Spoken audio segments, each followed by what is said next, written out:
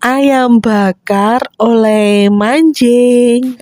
Mulih manjing Pak Su kan nggowo pitik, ya wis langsung dibakar ae. Iki mau wis tak blender bumbune sampai halus, terus tak lebokne ayame sing wis tak godhog, terus tak tambahi lele pisan ning kulkas kok sik enek lele. Nah, lek wis kabeh bumbune rata terus dibakar ngene, tak alasi godhong gedang ya guys, ben gak kelet soalnya iki kan uduk teflon. Ben gak kelet, tapi rasane engko yo enak panggah koyo ayam bakar biasane. Terong wingi ya seijik, ya wis langsung digoreng ae tinggal lalape. Oke, terus nggawe sambel. Iki bumbu-bumbune ngene iki ya guys, sambel tomat terasi. Wis tak goreng terus tak blender terus bareng ngono tak cemplungi terasi.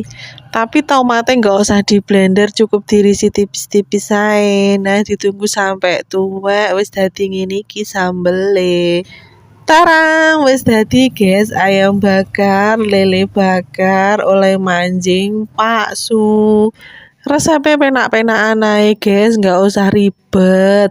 Selamat mencoba di rumah.